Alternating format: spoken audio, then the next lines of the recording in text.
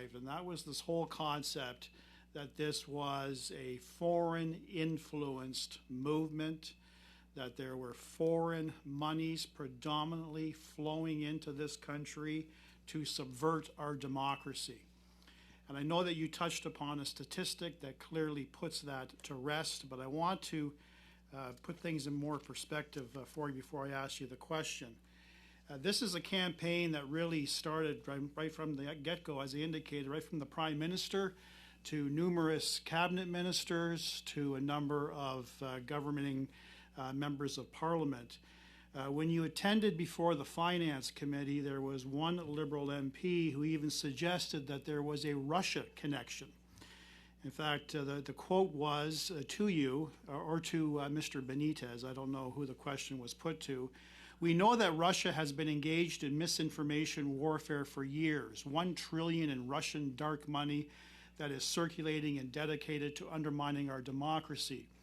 That was followed up by a question put to you by a Conservative member that basically said there was a little bit of irresponsibility in speculating about a Russian government connection.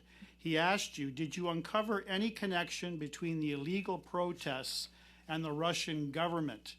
Mr. Benitez, the president of your company, responded that 12% of donations came from outside of Canada, and there was virtually only perhaps a handful, if most of donations from Russia. You accept that as well, ma'am? Thank you for the question, Mr. Chair. And yes, I do.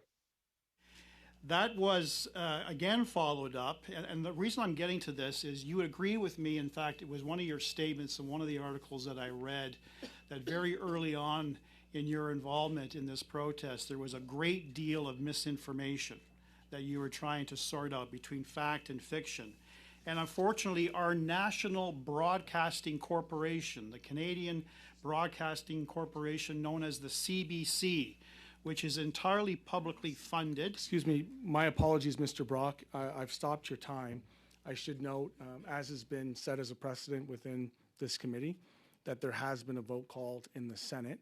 And so I wanted to pause the meeting. I do apologize, Ms. Wilford. It's an occupational hazard of being here on the Hill, particularly in this time towards the end of the year. There's lots of votes. I will recognize Senator Harder for any direction that he may wish to provide.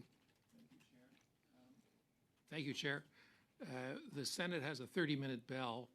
I propose to leave to vote, but for my part, I would not be opposed to the committee continuing the questioning, and perhaps the committee could accommodate the senators who may be back for their questions. But let's take advantage of the time, and we'll be back as quickly as possible. If you need a formal motion, I'm happy to so move. If you wouldn't mind moving that, and then we'll just go ahead with that motion on the floor.